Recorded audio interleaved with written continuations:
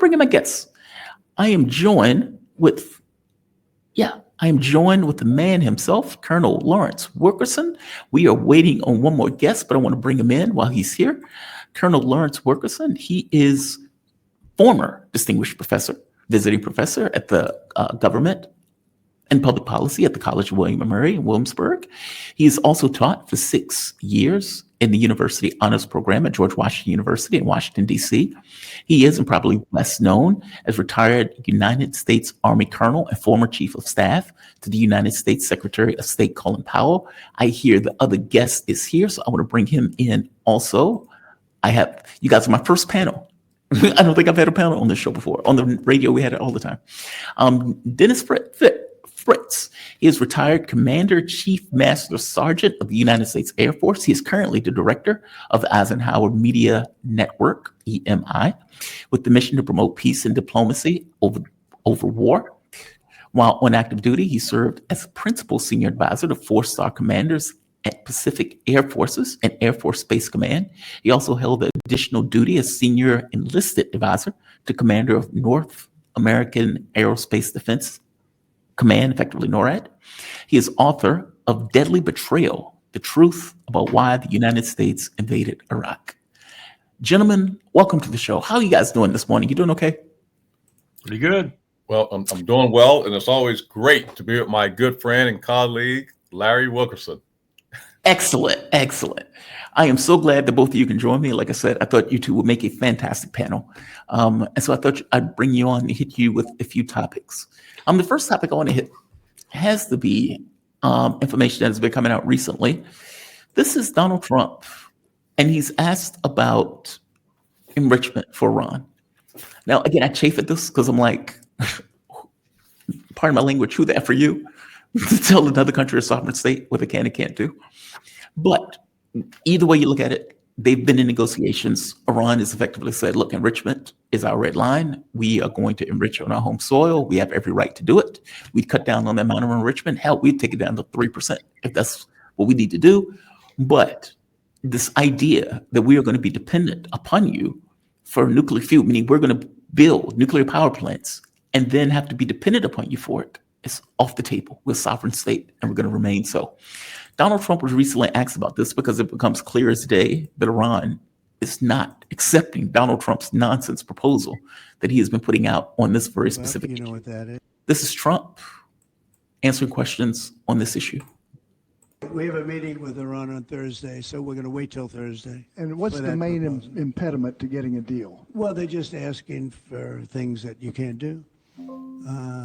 They don't want to give up what they have to give up. You know what that is. They seek enrichment. We can't have enrichment. We want just the opposite. And so far, they're not there. I hate to say that because the alternative is a very, very dire one, but they're not there. They have given us their thoughts on the deal, and I said, it's just not acceptable. This is pretty astonishing to me. They seek enrichment. No, they don't seek it. They already have enrichment. And Trump was militarily defeated by Yemen. Again, you can kill a lot of civilians, but if you can't accomplish your military objectives, then you weren't able to accomplish your military objectives, especially if you have a country that spends $1 trillion a year on the military compared to whatever the hell Yemen spends to build those rockets. Let me go to you, Colonel Wilkerson, first. Give me your thoughts on this. I mean, this seems like a fool's errand. Iran is not going to stop enrichment. At the end of all of this, there's still going to be enrichment. Does he really believe that he can change that process? Jamal, this is truly I won't say insane, just a dramatically stupid situation. If you back up just a moment, and I know this is hard to do, we've just seen the Israelis, for example, in international waters intercept a ship with Greta Thunberg and others on it trying to take humanitarian supplies to Gaza, and no one doing anything about it. And that just to preface the fact that the real problem in the Levant, in the Middle East, in Southwest Asia with regard to nuclear weapons is not Iran, it's Israel. Israel is not a member of the Non-Proliferation Treaty. They are not, they don't recognize the additional protocol or the safeguards agreement. They are an outcast nuclear weapon state. And we made them so, and we backed them. Now we're dealing with a country that is what, 20, 30 times the size of Israel, stretches across vast territory, has a 5,000-year history, 90 million people, most of whom are homogeneous in terms of their population, would be were we to attack them, for example. And we're telling them, who are a member of the Non-Proliferation Treaty, a treaty we worked hard to achieve, do recognize the additional protocol, do recognize the safety agreement, and have been inspected by the IAEA for years. Israel isn't. And so the problem is Iran. Well, that's the first illogical part of this whole mess. Yeah. The second part is, as you were alluding to, they're a sovereign nation. Sorry, empire. They're a sovereign nation. And though you are doing your best, along with your henchman, Israel, to destroy all remnants of international law left in the world, including the organization you helped set up in New York, the United Nations, since you're doing that, you might as well finish it off. So let's just go ahead and do this. And let's say things like Donald Trump just said, absurd things like they have no right to enrich.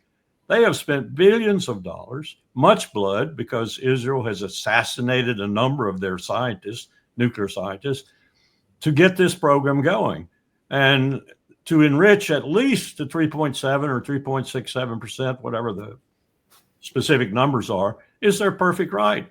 So, Donald, I would say back to you, were I'm a foreign minister, Arachi, or I were the Ayatollah or the president of Iran, I would say, sorry, Donald Trump, the sine qua non of agreement is at least we get to enrich to the legal amount we're authorized. Sorry, that's the starting point.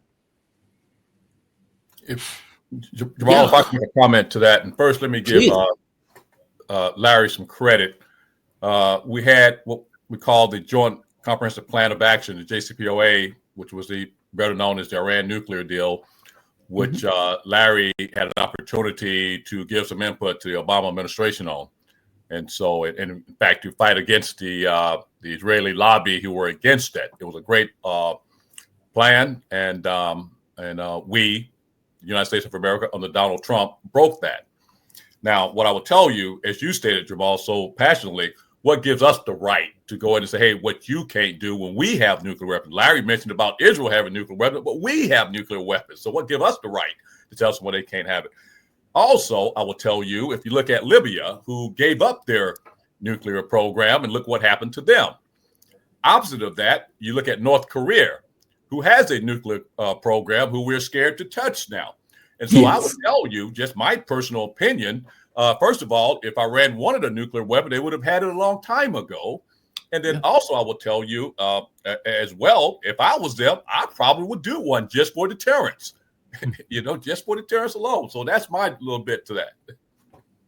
Yeah, I agree with you. Let me just add one thing to that, Jamal, because I think it's an important point. When I was dealing with then President Ahmadinejad in New York, when he came to New York for the UN General Assembly meetings, I had the responsibility to brief him on a certain aspect of policy that we wanted him to consider, an incidents at sea agreement in the Persian Gulf. Well, that was a fairly decent conversation.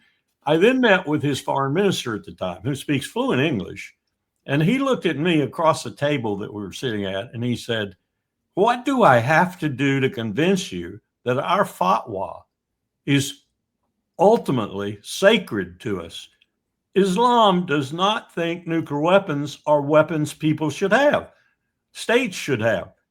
We will go to and this is his exact words, we will go to the United Nations Security Council and operationalize." And he looked at me and said, "You're a military guy, right? You know what that word means."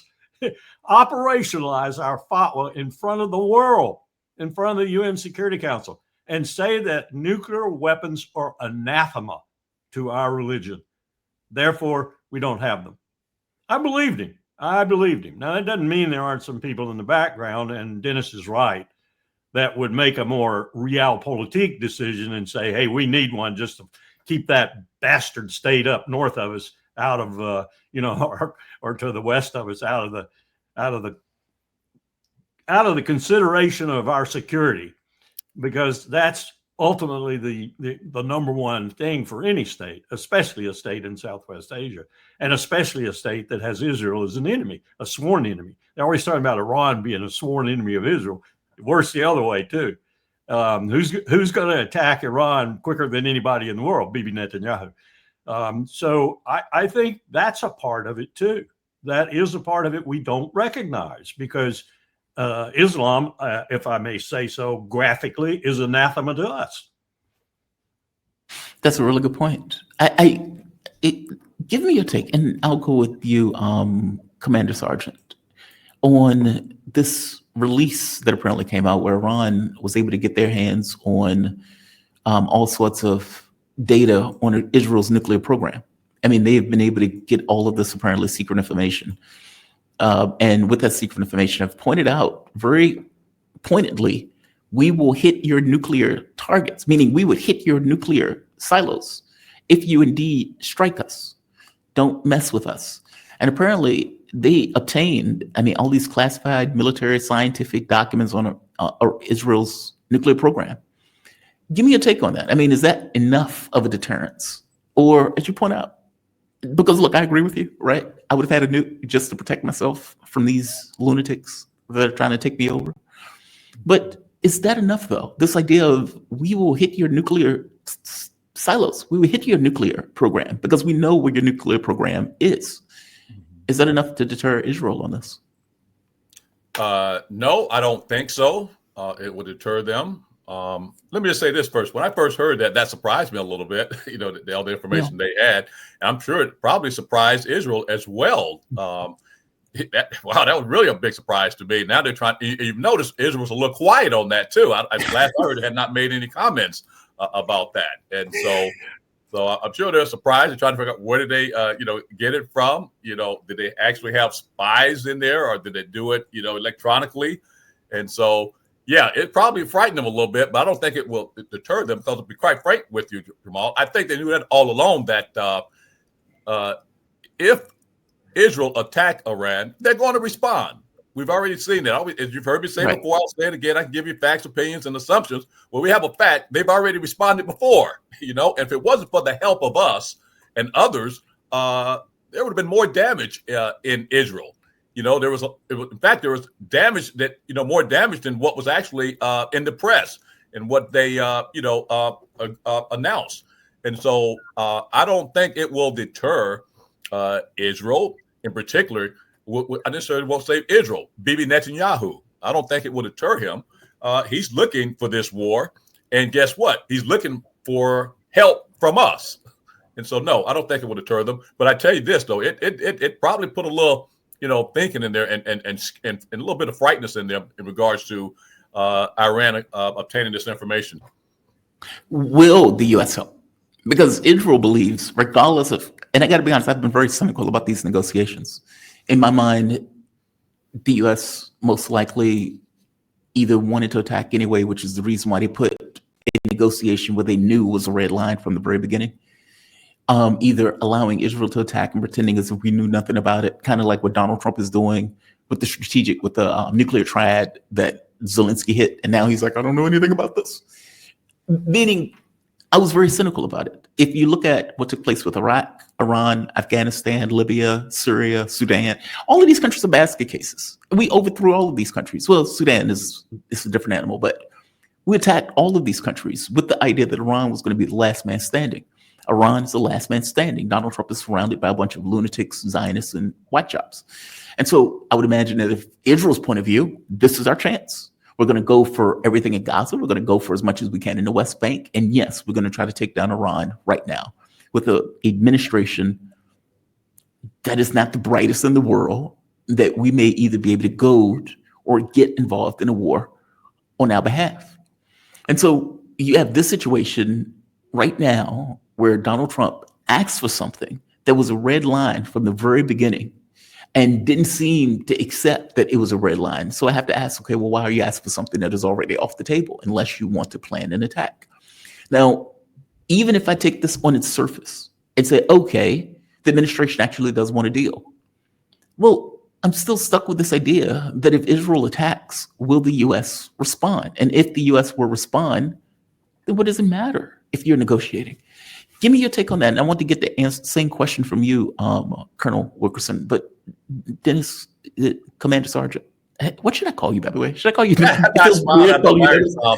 If you want to use a military term for him to make it easy, just say chief. You can say Dennis. I'm okay with Dennis. I'm a retired guy now. I can let it go. Or you can say chief if you want to use my military. Okay, I'll go chief. Okay. All right. So do you think, will the U.S. get involved if indeed Israel attacks and Iran responds? Because they will respond. Hey, let me digress to something that you said earlier when we talk about the mission that Ukraine did with the bombing of those aircraft, of those bombers. Yeah. My personal opinion, there's a possibility that Trump didn't know. Now, why do I say that? I didn't say the administration. Trump didn't know. Now, why do I say that? Why do you say that, Dennis? Why do you say that, Chief? Well, when I was in the Pentagon, first time I ever seen it, Larry understand this, we were always apolitical. We worked with whatever administration. When I was in the Pentagon under the George Bush administration, George W.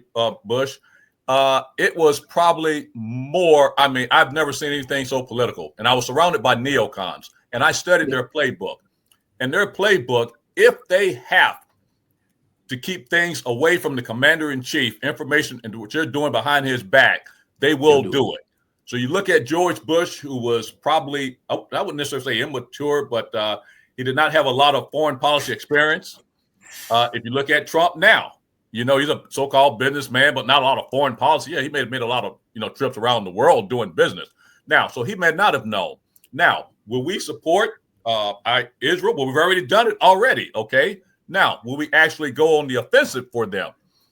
There's forces out there. There's neocons embedded. There's neocon sympathizers embedded in his administration that somehow either convince him by way of patting him on the back, hey, you could be the guy as they did with George Bush and say, hey, you made peace in the Middle East. It was done through war, though, but you made peace in the Middle East. So now, you mentioned my book earlier, which is over my shoulder. That is exactly why one of the reasons I wrote the book in behalf of the men and women so they know why they went to Iraq, but to help prevent us and educate the public. Iraq, WMD, lie. We went to war. I'm trying to prevent us from going to war with Iran because of the fact, as you stated, that is the last piece. Iran, last country standing. So I'm trying to prevent that. Yes, there's a possibility that we could go on the offensive. And if we don't do everything we can to stop that, as my new slogan now, we went into Iraq based on a lie, WMD. Fool us once, shame on you. Iran, nuclear weapon, as Larry had so articulated about, they don't want the weapon, okay? Go to war in Iran based on a nuclear weapon that's not there, shame on us. And so, yes, there are forces, Jamal, that will try to force us into defending Iran, and I am afraid of that, and that is what I'm trying to prevent. Because there are forces that will try to do everything we can to go to war on behalf of Israel. And once I will tell you, facts, opinions, and assumptions. Well, we already know we went to war in Iraq on behalf of Israel, and I do know there are forces that want us to go to war with Iran on behalf of Israel. Colonel Wilkerson, same question. Would Trump be stupid enough to do that? He attacked Yemen. We lost 3 airplanes. There was concern that we were going to knock an F-35 out the sky, or Yemen was going to knock an F-35 out the sky. Trump, after spending a huge amount of money, after killing a lot of people, most of which were civilians, but not being able to accomplish the objective of decimating the leadership of the country, eventually pulled out. So, all right, I'm done.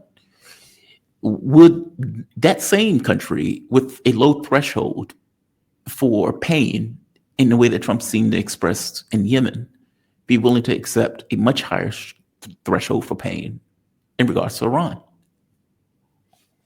Probably not. Let me expand on something that Dennis said, though, which I think is a very important point. Please. I think it applies to Ukraine, too, and maybe even elsewhere, even the Los Angeles riots right now, for example. This administration doesn't know what it's doing. Plain and simply, it doesn't know what it's doing. It's blundering through foreign policy, security policy, and domestic policy. It's blundering on behalf of, Trump thinks, promises he made during the campaign and promises he's made after being president. But nonetheless, it's bumbling. And so that's the first thing you have to think about is, does Donald Trump even know this is going on? Did he direct this? Does he have knowledge of what's happening beneath him in a number of places where, as Dennis insinuated, indeed, as he said and as he wrote about, is a new custom in our government? People who don't pay any attention to the president or uses an experience or laxity to operate on their own.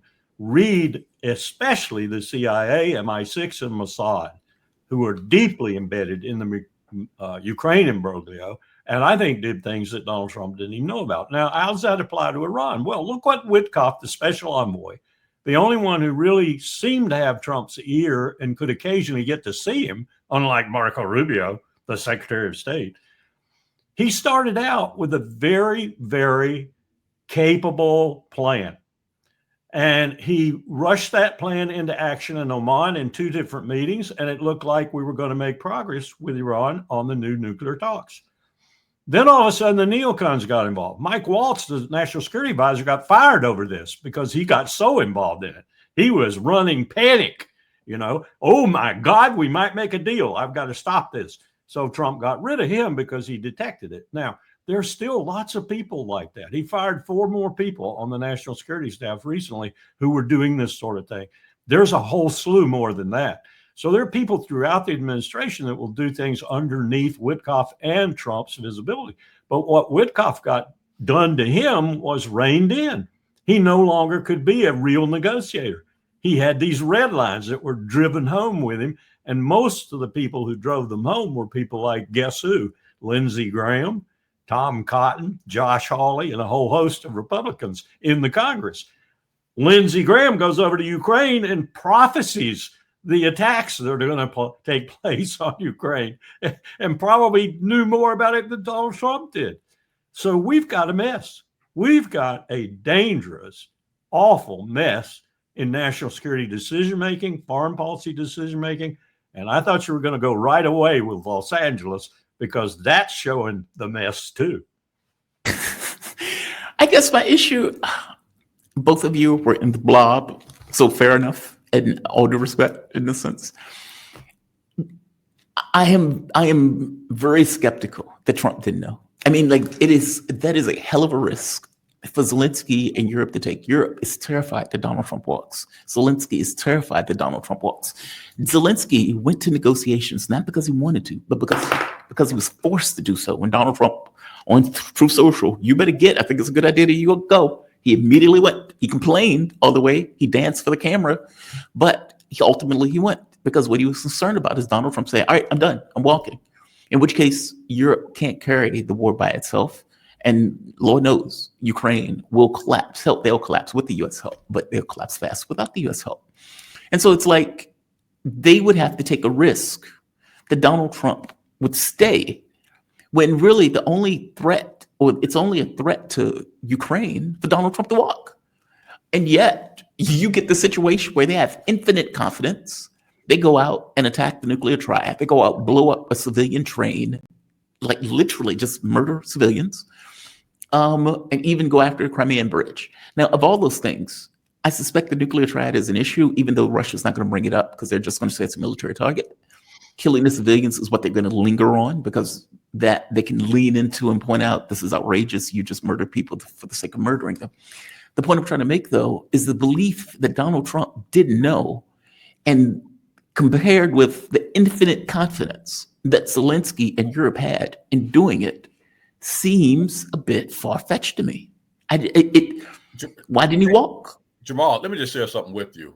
It Please. may be hard to believe. Like I said, I studied the Neocon playbook. I was surrounded by them in the Pentagon. Okay, it was filled with neocons. Okay, first time I ever seen anything. I spent half my military life in the Pentagon. First time I ever seen anything like that. And part of their playbook, something I want you to keep in mind: Trump has been on this march for peace. in Ukraine, in Russia. You know, hey, I can stop it in 24 hours, whatever the case may be. I do feel, once again, assumption, opinion, that he really wants to do that. There are some that say, hey, you know, he's always, I'm gonna use the term, you know, just down to earth, you know, sucking up to Putin. Okay. Do you think if he's sucking up to Putin, he wants that peace, that he will allow something like that to happen? Think about that for a moment. I always tell people to use critical thinking. This is a guy that's wanting to have peace. Now, with that said, I'm telling you, those folks are undermining him. He has people that he's surrounded by that are undermining him. Those forces are stronger than what you can imagine. Okay, so there is a great possibility. I don't know. I'm based on assumptions because I'm not there. But I can tell you from my experience and watching them in action and what they listen. Larry and I used to have conversations. Those neocons were doing things behind Colin Powell's back, okay, to get to President Bush. Cheney and Rumsfeld were working together behind the State Department in urging Bush to do certain things. Likewise, based on that experience that I saw myself, I would not be surprised if there are forces that are undermining Trump's plan. I really do believe that. So, yeah, it made me seem that he knew. No, I feel pretty confident. I don't know, but I feel pretty confident there's a lot of things that's going on behind him, undermining him, that he's not aware of.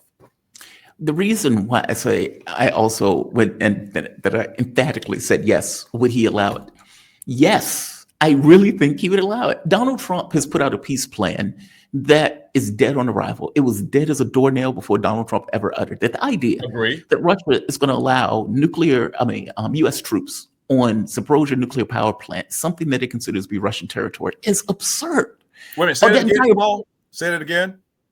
The idea that Donald Trump is going to allow U.S. troops on Zaporozhye nuclear power plant, which was part of his plan, that the U.S. would have troops in Zaporozhye operating the newest power plant, or that European troops, under the guise of whatever they want to call themselves, in Ukraine, all of these things were red lines. None of these things were acceptable. The idea that I never said Trump was smart and he made sense. Okay, I never said that. But just to make the argument, I'm just pointing out that if that same guy wants Putin to accept a plan that Putin would never accept, and he decides to have a shadow war under the actual war that he's running in order to put pressure on the Russian government to say, hey, your railroads are blowing up. Hey, your triad just got hit. Hey, we're still hitting Crimean Bridge. All of this can stop if we just agree to a deal.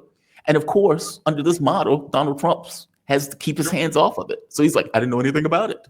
Because believe it or not, it's even you're talking think tank type thing. I don't think he's operationally that smart to be thinking like that. Okay, I mean, I think only thing he has in his mind is plain stuff. I don't think he has. Well, I'm just no kick against him. There's a lot of people that don't have. That's why you have think tanks. That's why you have so many. I don't think he's thinking that deep. There's nothing I feel confident about. I don't think he's thinking that deep. Okay, he has one thing in mind. Hey, I'm going to have peace within 24 hours. Duh. You think that's going to happen? That was part of his plan. What I'm telling you, because he doesn't have that deep thinking, there are people undermining him. Yeah, I don't know this, but I do feel in his heart. If he thought he could have peace, I think he would go for it. Why? Well, Obama, look at the major award he got. He didn't never cause any peace. He's looking for self-gratification. If I can make peace, look what I have done. I'll get the Nobel Peace Prize. Look at you, Obama. Look what I got. I really had peace. So that's my point. Yeah, I think in his mind, not because of the fact it may be the right thing to do, it's because of the fact it makes him look good. Okay. Mm-hmm. Now I'm gonna go back to what I just said again. One, I don't think he's that deep to be thinking like that. I'm not that deep. That's why you have think tanks. That's why Colin Powell had people like Larry Wilkerson surrounded, but with him, deep thinkers. Okay. Trump is not a deep thinker when it comes to operational matters like that. Colonel Wilkerson, give me your thoughts. Give me your thoughts on this. I could be wrong, of course. I don't think I am. I think Trump would take peace on his terms, on U.S. terms as a U.S. president. But give me your thoughts, Colonel Wilkerson.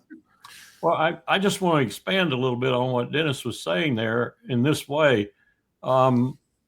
First of all, Trump is indispensable if there is to be a decent peace in Europe. He's indispensable. He doesn't realize that. He does not realize that. He does not realize how integral he is to that. Second, the only approach that expands, amplifies, and deepens that profound truth is a new relationship between Washington and Moscow, which includes new nuclear weapons treaties between the two powers. Yes. That's the most important thing. And that's Trump's trump card. To a certain extent, it's Putin's too. Ignore that little shit, pardon my language, in Kyiv, and get on with the big thing and let him know you're doing that by stomping him with your track boots as you move towards Moscow. Put that as the premier thing you're going to do. Ukraine is an afterthought, one that's killing people, so you want to get it shut down. But you want to get it shut down from the perspective of we are the two most powerful men in the world, discounting Xi Jinping, if you will. So let's get this on the right track and let's do it. But Trump doesn't have the smarts to do that. Can a U.S. president even do that? You asking me? Yeah. Yeah. Do I think he could do that? Yeah. I mean, because there, as you point out, there's a blob. Not with this There's the present media. team. Not with this present That's team. right. Not with Rubio. Rubio's a par excellence neoconservative.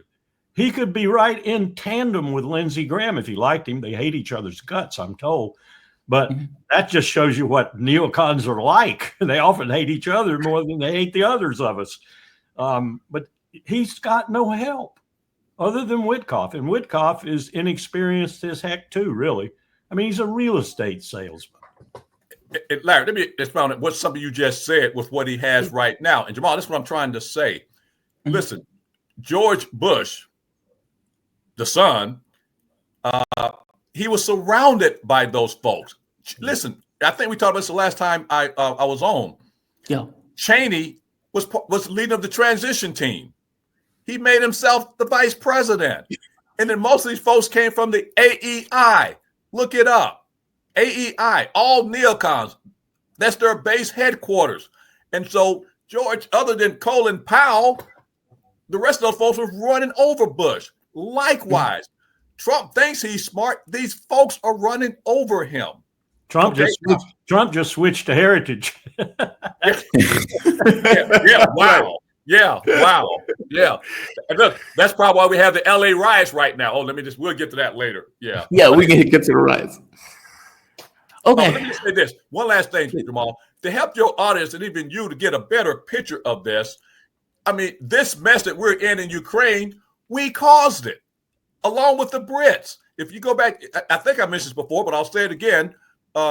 We did the Eisenhower Media Network did a New York Times paid ad back in May of 2023. And we break down this history of how we got here to this war. You think about Boris Johnson. I think we talked about it before. He went over to Ukraine when there was a peace deal in place to say, hey, don't do that. We got your back. And as Larry said, all we're doing is using a proxy war, first of all, and using the Ukraine people and their infrastructure and killing them just so we can weaken Russia. And then when Larry mentioned Lindsey Graham a few minutes ago, just a diehard neocon bought and paid for by the forces, he was telling, listen, we have a doggone, I think, 18-year-old where folks have to register for the draft, where Ukraine's was 25. Lindsey was complaining because they were losing. Hey, you need to take that up, bring it down to 18 so you can get more people killed. We're providing you all this information, but hey, yeah, your folks are dying. More need to die. So we started this stuff. As Larry said, we need to get Zelensky out of that way and let the two world power. So don't forget about China now, because they'll get upset at us because they're powerful too, and we forget that sometimes. But we need to let those two get together and see if they can make peace, because peace was in the making already. But we sent Boris Johnson over there to hey, Zelensky, don't worry about it. Go to war. We got your back. Yeah, we started this mess. Yeah, it's disgusting. I want to hit Europe for a bit before we get to the riots, because I do want to get your take on the riots. Europe has been losing it recently. And they have effectively gone on this notion of we need to kill any deal that Donald Trump comes up with. So there's that.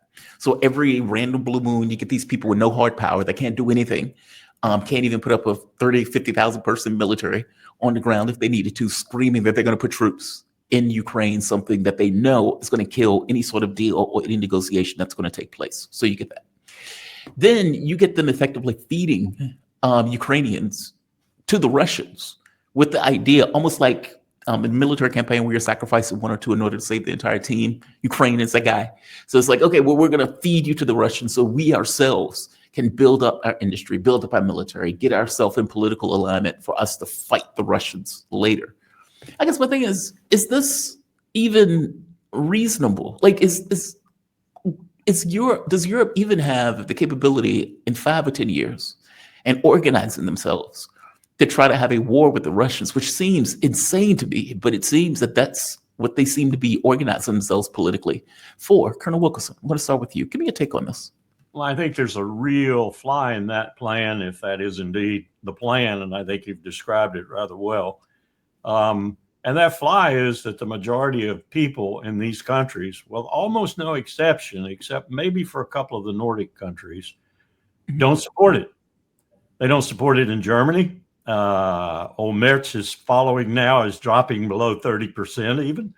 They don't support it in France, where Macron, as I've said often, is a dead man walking.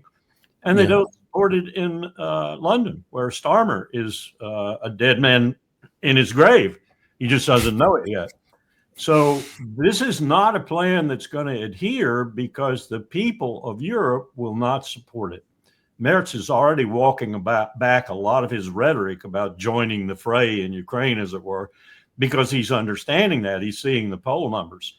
And he realizes his coalition is going to have a hard time staying together, even in Germany's convoluted political system. So that's the first point. The people in Europe are not behind this. Second, and this is augmenting that first point, when we took out Nord Stream 2, we caused the German economy and repercussions throughout Europe, especially around Germany, to almost collapse. They know that now. They are understanding that the expensive energy that was substituted from the United States is costing them not only a fortune in taxes, but also is costing them their economy. So that's causing a real problem. And the people are very noteworthy for their social programs, right? They have the best social programs in the world, many would say. Well, if they're going to do this 5% of GDP or even 4% of GDP, hell, even 3% of GDP, they're going to have to take these social programs down major pegs. The people aren't going to support that. So these people are operating in a chimera, a nightmare, a dream, whatever you want to call it. There's no way they're going to take Europe into a posture to fight Russia. Putin knows that. And I'm just amazed, and frankly, will continue to be amazed, Clausewitz's theories notwithstanding, the dynamics of war changing things, for example, that Putin's not more aggressive than he is, because the opportunities are manifest out there to do things like trim NATO's sails considerably, but he's not doing it. And people say, well, he doesn't have the industrial base, he doesn't have the military. Hogwash. He's got the most powerful, battle-hardened military in the world right now, and he's got an industrial base to support it. Well, then, get into that. Why don't you do it then? Mr. Putin, stay prudent and stay circumspect. Well, that's what he's being, and that's annoying to a lot of people, including myself, because I want this war to be over with. But Colonel, real quick, why don't you think he's being more aggressive? When Mark made the point of saying he's concerned about starting a larger basically a larger war with NATO, something that he's trying to skate a line and effectively walking. What is your take on that? That is not entirely a concern, that he should be more aggressive in pushing it? Yeah, you've hit on an important point that we miss often. We're trying to exploit it in places like Georgia. But nonetheless, Putin's got other concerns. He's got other deep concerns. He's got some, and these are somewhat non-strategic. They have a strategic tone and intent, but they're visceral, passionate concerns that a Russian, especially a Russian Orthodox, would have. He doesn't like the fact that his whole southern rim is peopled by a religion and a group that is antagonistic, if you will, not only to the Church of Russia, but also, and he listens to the head of the Church of Russia, but also to his idea of what Russia's strategic interests are. You know, they once owned these places. Literally, they own these places. They don't anymore. And they're becoming vibrant and rich. And the power, as I've said before, is shifting across them, all the way from Uzbekistan to Tajikistan, all across Central Asia. The power is shifting. If you've been to any of those capitals, Dushanbe, Tashkent, Samarkand, it's a different world there. They're putting up the big hotels Donald Trump should visit. They're putting up all the riches and the signs of capitalism working and so forth. This is the power moving away from the West back to the East. And it's moving underneath Russia's soft underbelly. And so he's watching this with some tentativeness. And one of the reasons he's moved closer to Beijing is because he sees Beijing as being the magnet for all this movement of power. And it's every aspect of power. It's cultural, it's military, it's financial, it's economic, it's intelligence. It's all moving away from the West. That's what's driving Washington crazy. It doesn't know how to stop this. So he's got some concerns other than Ukraine and other than NATO. And I'd say probably NATO is the least of his concerns in terms of military power. Interesting. Please, Chief, Yeah, go into it. A couple quick comments. Something that you said earlier when I was trying to convince you about all these forces Trump. Then you said something interesting about, Europe and them wanting to push this war, maybe using, once again, Ukraine as pawns, probably for their protection, whatever the case may be. Think about what you just said. Now, I said the forces within the United States of America, then you said Europe. Now, these forces, and let me just mention one other force, the MIC, the military industrial complex, they operate internationally. They're one of the ones when I mentioned about this ad, New York Times paid ad, we talk about the MIC, how they really, think about this for a moment. Mm-hmm. There's no longer a Soviet Union. There's no longer a Warsaw Pact, but yet we still maintain NATO. And not only that, we expanded NATO. Yes, we do. Do you not think that Russia has security interests as well and have been warning us all along? Okay, buddy, Ukraine is going to be the red line up against our border. You think they're going to allow that? And then Larry mentioned something about prudency, being prudent. You want this war to end. Well, Ukrainians should want the war to end. Europe should want the war to end. All of us should want the war to end. But Putin sees it. He has to continue this war, and he's doing it prudent. Unfortunately, he's sacrificing a lot of lives, but he can win by attrition. Now, another thing I want to say as well, I want you to look at Gaza right now and what the Israelis are doing to Gaza. Don't let me no doubt in your mind, if Putin so desired, he could destroy Ukraine real easily. But does he want that responsibility? Then he owns it. As Powell told the Bush administration, you break it, you own it. He owns it then. Have you heard anything about Russia always talk? They wanted to join NATO. They wanted to join. It's a fact. We said no. Why? We want to control the world. The neocons and our imperialistic philosophy. We want to control the world. We all want the war to stop. I want it to stop. You know why? Because Ukrainians are dying on behalf of our country. Their infrastructure being destroyed because of our country and those forces that we talked about. I want this war to stop. I'm no fan of doggone Donald Trump. I hate his personality. I hate certain things he say and do. But as I tell anybody, if you're trying to do something right, I can be a part of that, regardless of how I feel about you. And the last thing I will say, I get so sick and tired of, now I'm getting mad. I'm trying to control my emotions. I wish I was cool like Larry. Now I'm getting mad. I get so doggone mad when people say, oh, we shouldn't talk to our enemies. What the world am I going to talk to my friends? I don't have no problem with my friends. I got problems with my enemies. I want to resolve issues. So I'm going to talk to anybody that can help me resolve that issue, including if it's an enemy. From your mouth to God's ears. Yes. Everything that you just said, I agree with.